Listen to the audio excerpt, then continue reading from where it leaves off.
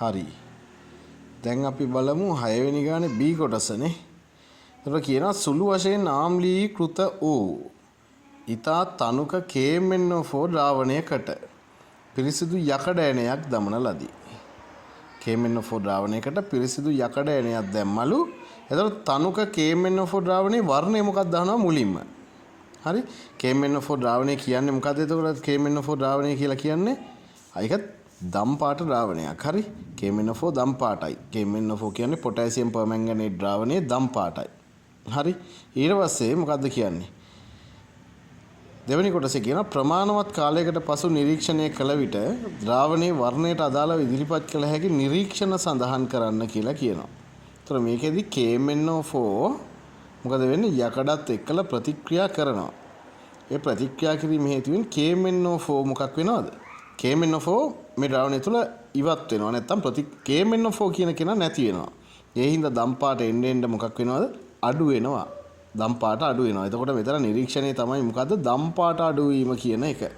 ද්‍රාවණයේ දම් පැහැ අඩු වීම කියන එක තමයි එතෙන්ට අදාළ නිරීක්ෂණය වෙන්නේ. හරි. ඊට පස්සේ කියනවා තුන්වෙනි කොටස. උෂ්ණත්වය වැඩි වන විට KMnO4 සහ Fe අතර ප්‍රතික්‍රියාවේ ශීඝ්‍රතාව වැඩි වේ. හරි වැඩි වේ. මෙය සනාථ කරන ක්‍රියාකාරකමක් විස්තර කරන්න. එතකොට නිකන් අපිට හිතලා වුණා ලියන්නත් පුළුවන්. මොකද්ද? KMnO4 ද්‍රාවණයක් තියෙනවා. හරි KMnO4 ද්‍රාවණයක් තියෙනවා. එතකොට මේ KMnO4 ද්‍රාවණයට දාන මොනවද? යකඩ ඇන එකක් රත් කරලා කරපු එකක් අනිත් එක රත් කරපු නැති එකක්. රත් කරපු ද්‍රාවණය ගත්තොත් ඉක්මනින් මොකක් වෙනවද? මේ අවර්ණ වීම සිද්ධ වෙනවා. ද්‍රාවණයේ දම් පාට අඩු වෙන එක සිද්ධ වෙනවා.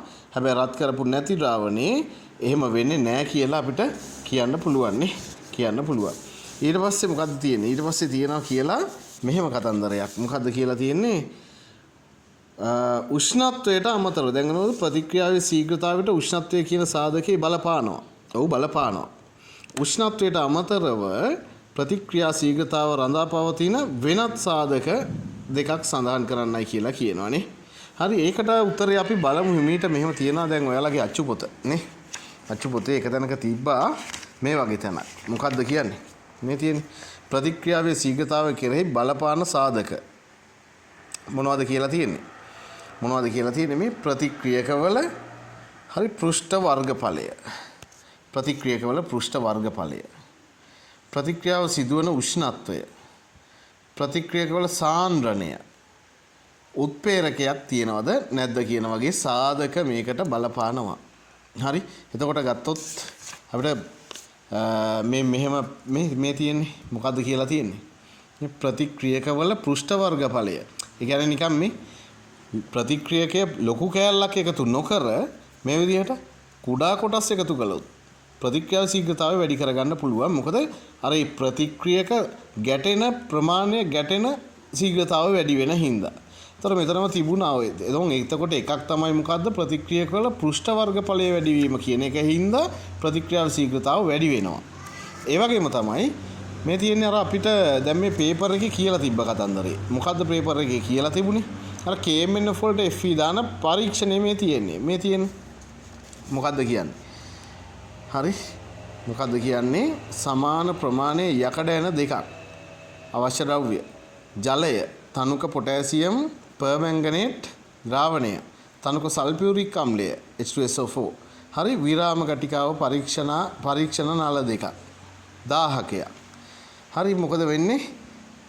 ඊතා තනුක පොටෑසියම් පර්මැංගනේට් ද්‍රාවණයක් හදාගත්තා. පරීක්ෂණ නල දෙකට එම ද්‍රාවණයෙන් සමාන පරිමා එකතු කරනවා. එම පරිමා වලට සල්ෆියුරික් අම්ලත් සමාන ප්‍රමාණයක එකතු කළාලු. ඊට පස්සේ කියනවා එක් නලයක් තරමක් ඉහළ උෂ්ණත්වයකට රත් කරාලු. එක නලයක් තරමක් ඉහළ උෂ්ණත්වයකට රත් කරනවා. මේ දෙකෙන් එකක්. මේක තමයි රත් කරපු එක. දැන් මේක තමයි රත් කරපු නැති එක.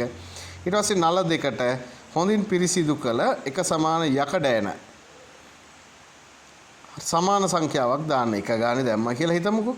එක් එක් නලේ ඇති ද්‍රාවණයේ වර්ණය වෙනස් වීමට ගතවන කාලය විරාම ගටිකාවක් ආධාරයෙන් මැනගන්න. ඔන්න කාලයමයිනවා. එතකොට පැහැදිලිව පේනවා මොකද්ද? මේ උෂ්ණත්වය වැඩි කරපු ද්‍රාවණයේ තියෙනවානේ. ඒ උෂ්ණත්වය වැඩි කරපු ද්‍රාවණයේ මේ වර්ණ විපර්යාසය ඉක්මනින් සිද්ධ වෙන බව හරි තේරෙන්න ගන්නවා, පේන්න ගන්නවා, නිරීක්ෂණය වෙනවා. ඔය ඉතින් අන්තිමට කියනවා මොකද්ද මේකෙදි? මොකද්ද අන්තිමටම කියනවා මෙහෙම කාරණයක් නේ. මොකද්ද කියන්නේ? ඉහත ක්‍රියාකාරකමේදී ඉහළ උෂ්ණත්වයේ ඇති පොටෑසියම් පර්මැංගනේට් ද්‍රාවණය අඩු කාලයකදී විවරණ වන බව පෙනේ. උෂ්ණත්වය වැඩි වෙත්ම ප්‍රතික්‍රියාව ශීඝ්‍රතාව වැඩි වන බව මේ අනුව නිගමනය කළ හැකිය. ඉතින් ඉතිරි සාධක ටික තියෙනවා මේ ප්‍රතික්‍රියකවල සාන්ද්‍රණය, ඊට පස්සේ මොකද්ද කියන උෂ්ණත්වය, ඊට පස්සේ මොකද්ද උත්ප්‍රේරක, මේ උත්ප්‍රේරක ගැන විස්තරයක් තියෙනවා නේද? එතකොට දැන් අපි මොකද්ද ප්‍රතික්‍රියකවල පෘෂ්ඨ වර්ගඵලය ඔය වගේ ගොඩක් විස්තර 4ක් තියෙනවා විස්තර කරලා. ඉතින් හැම විස්තරෙම බලාගෙන යන්න ඔය වගේ තැනකින් පේපර් එකේදී අහන්න ඉඩක් තියෙනවානේ. හරි. ඊළඟට බලමු 6 C කොටස කොහොමද ලියන්නේ කියලා.